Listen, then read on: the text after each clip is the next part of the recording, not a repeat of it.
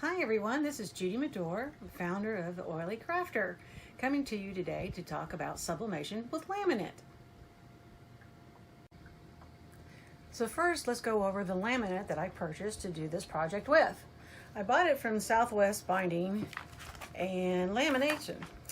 You can get it online. They come two to a roll if you buy them online. I understand if you call, you could buy them one roll at a time if you want. These are 3 mil thickness. The ones that I bought are matte. You can also get them in glossy. So the thing is, this is the 12-inch. We also bought the 8-inch or 18-inch, and they are both in 250 feet rolls, and they both have the 1-inch core. So that is, and they had really fast shipping. I mean, we got it like in 2 to 3 days after we ordered it. So the Southwest Binding, they did a really good job for me. Next, let's go over a few of the blanks that we purchased. The tiles that we have, this was a 4-inch. We got these at your home improvement store like Lowe's or Home Depot. Very inexpensive to do these, and they just regular bathroom tiles. Then this is the 8-inch.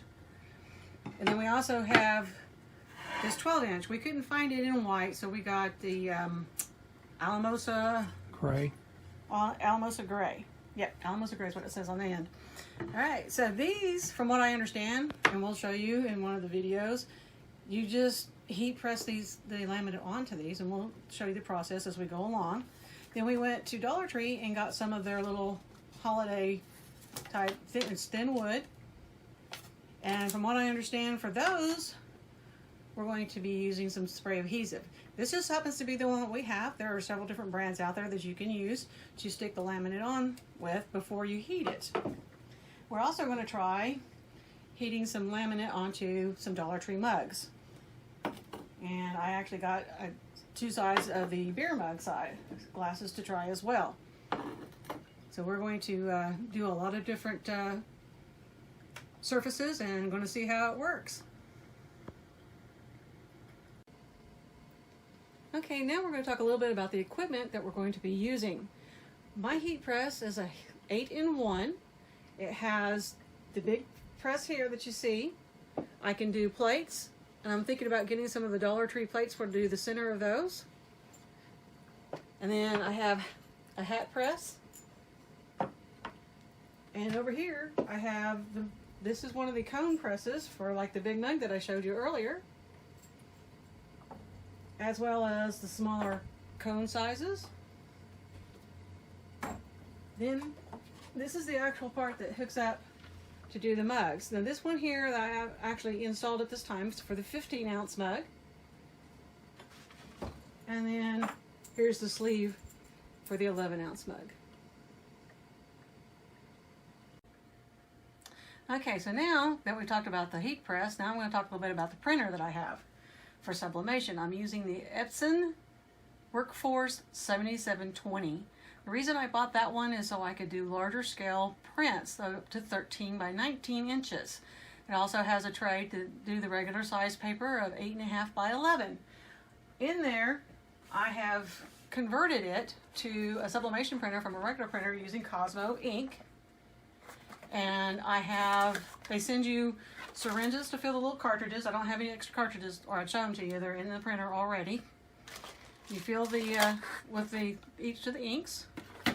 So far, their ink has worked great for me. I'm very happy to say, Cosmo ink. And then on the paper that I've been using so far is the A-Sub. And this one here is the 8.5 by 11, and the 125G has been recommended for the Epson printers. They've been working good for me so far, so I continue to use them. I don't have my 13 by 19 sheets here where I can show you the box, but I have them on order. They just buy them off of Amazon. Okay, now that we've talked about the printer that I use and the heat press that I use and some of the substrates that we plan on doing the laminate process technique too, we're going to talk a little bit about the programs. I personally have Inkscape. It is free. You download it from inkscape.org. I also have a Cricut, so I use the Cricut design app as well. So on those there, you just use what it is that you want to use. They have stuff like Illustrator and Photoshop and GIMP and several others that I don't even remember all the names too. But there's a lot of different programs out there you can use. Use what you can either one, afford, or two, that you're comfortable using. At that point, you want to go into the photos that you use.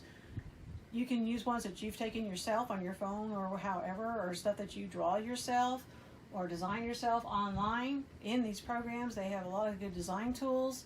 So the point is, on the ones that you can download from the internet, you want to be careful about the copyright. You don't want people coming after you, suing you for using stuff for resale that you did not pay for the copyright use of.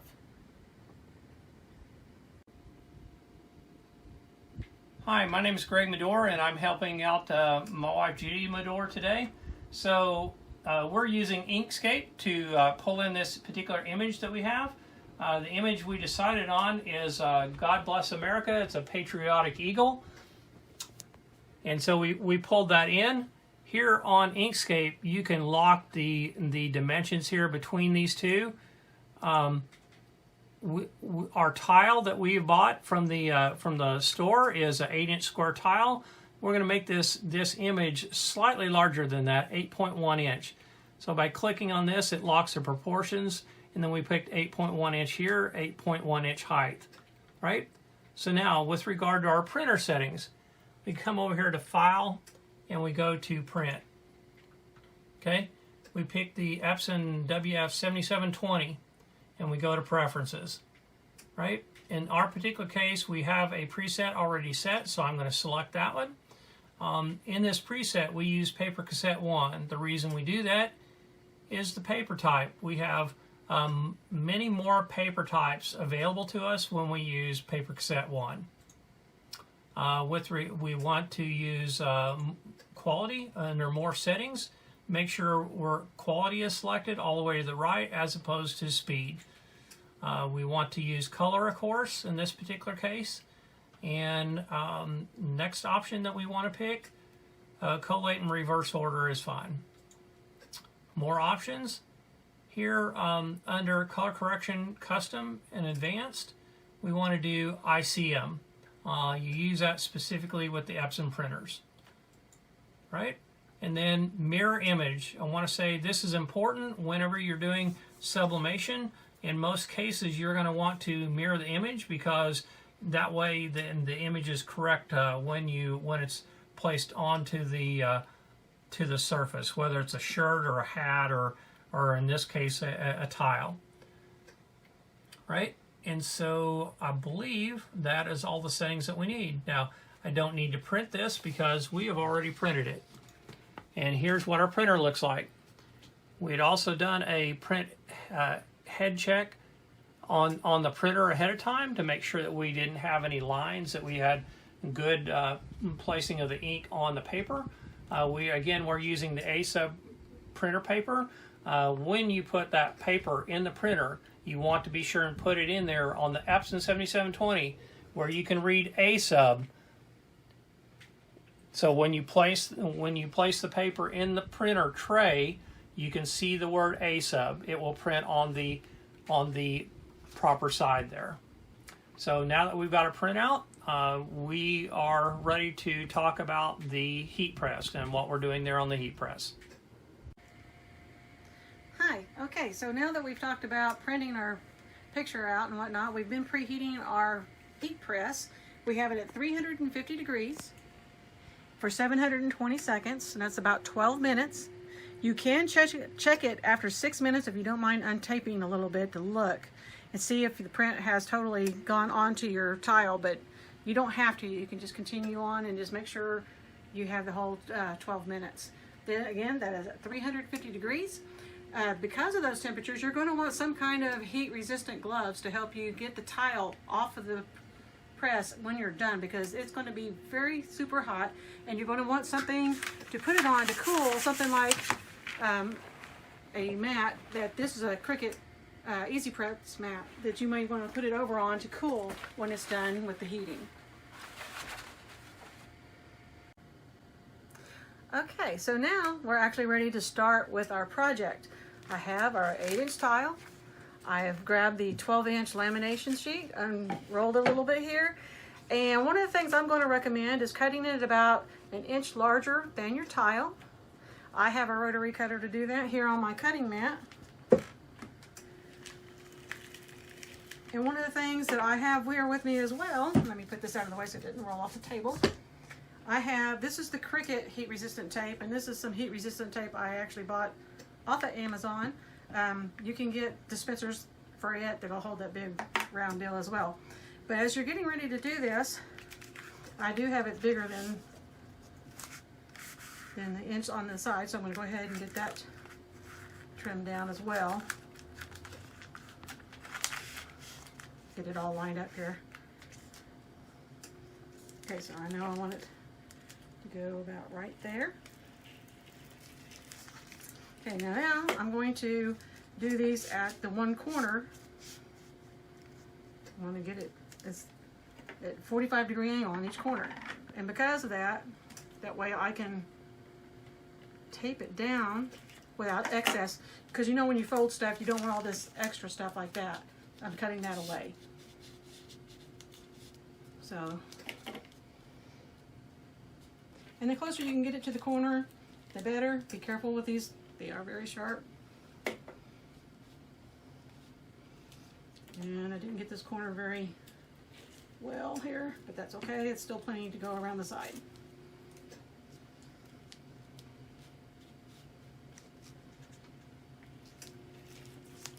Okay, so now what I'm going to do, we want to try to do this as tight as we can.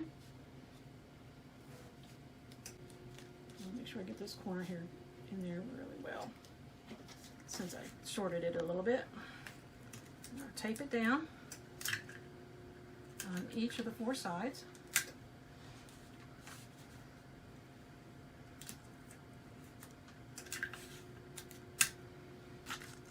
Oops. This tape's not sticking very well to this tile on the back.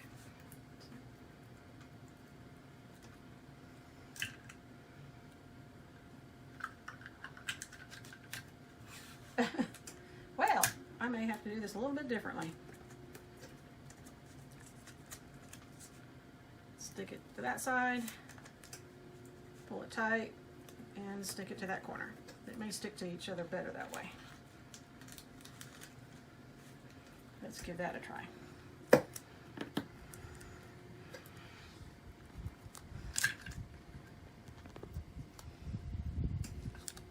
And this may just be because of the typical tile that it is, because it normally sticks really well.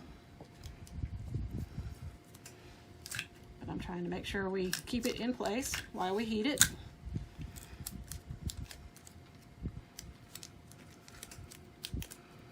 All right, so now I have it stuck to this. At this point, we're ready to take it over to the heat press. Alrighty, so now we're ready to put the tile onto the heat press that's been preheated. Now, one of the things that we did do before we started heating it up, we put the tile in there along with the papers and stuff that was going to go in between to make sure we had the pressure right, because you want a medium to heavy pressure when you close the clamp. So I'm going to swing this over. It's very hot, so I'm going to be careful. I've already put in one. This is butcher paper. I've got one of those along with the mask that came with my press. We're going to put the tile face down in the center, best that we can. That way, everything hopefully will be even pressure because it'll be right under the clamp. Then I'm going to put on, to help protect the heat platen, I'm going to put another piece of paper over that. Now I'm going to swing this over, get it lined up, and this will start cutting down when I close the clamp. And there we have it. Now we gotta wait 12 minutes. We'll come back at that time.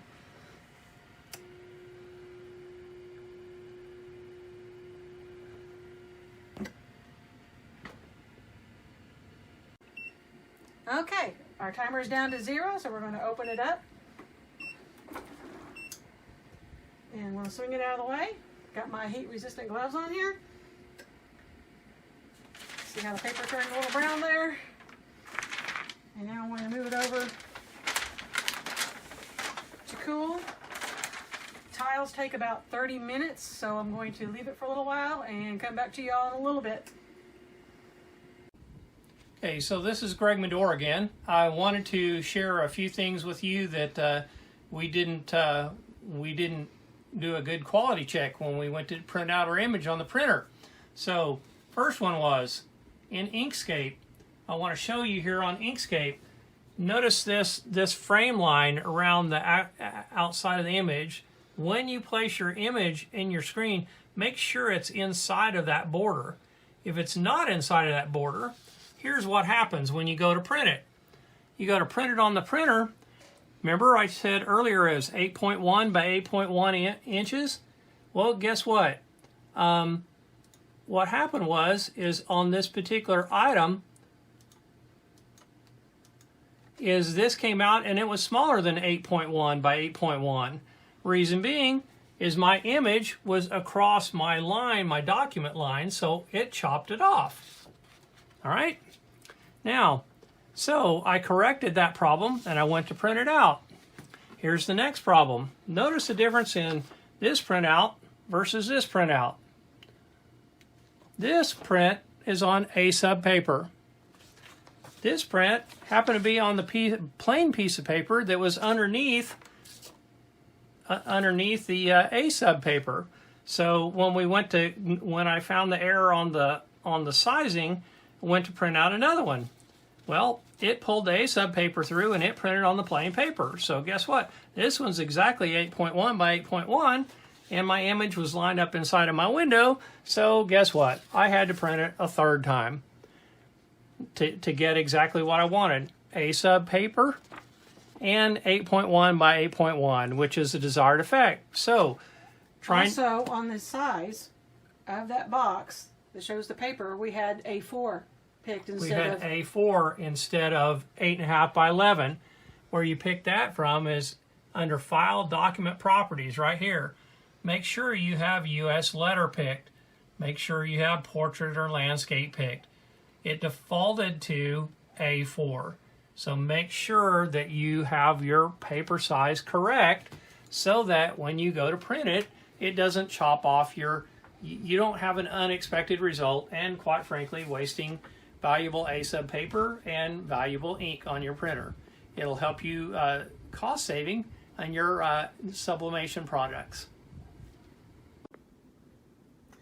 Okay, now that we have let our tile cool to the touch, we've been letting it wet with 30 minutes, but you can, maybe 10 minutes be enough, just depends on how cool you want it. Okay, we're heating our heat press back to 350. It's not quite there yet, and we're still going to do 720 seconds. So I'm going to move this out of the way so we can go ahead and get it set up while this is reheating. What you want to do is you still want to have your protective paper down. You want your paper a little bit bigger than whatever you're sublimating on, because you don't want it to leave imprints in the laminate that you've just put on there. It will leave imprints if it's smaller than the actual piece of substrate that you're putting it on. So we're going to put that where your picture is up, kind of center it, and we're going to put the substrate where it's face down, and we're going to do our best to get it. And this is the reason why you want the tile cool, because if this was still hot and I went to move it around, it would actually start activating the ink before I had a chance to actually get it set in place. That's why you want the tile cold. Also, you can, before you put the laminate on, and here, since I've been messing with it, you can microfiber cloth, wipe it off a little bit. I had to clean these last night in preparation for today, so I didn't clean it earlier. And I want to try to get this lined up.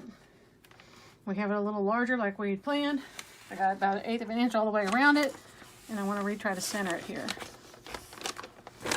So we need it a little bit further that way. Okay, so now I just got to wait for this to get up to the 350. We're at 264 right now. So we're just waiting now for it to heat up. Okay, so now that our heat press is up to the 350 degrees, we have it set for the 720 seconds. We're going to put the protective paper on the top to protect our heat platen. I'm going to swing it back around here, still on the same pressure I had earlier, the medium to heavy. And down we go for another 720 seconds, 12 minutes. We'll be back in a minute. Alrighty, we're almost down to 0. There it is. So we're going to lift it up. And we're going to swing it over out of the way.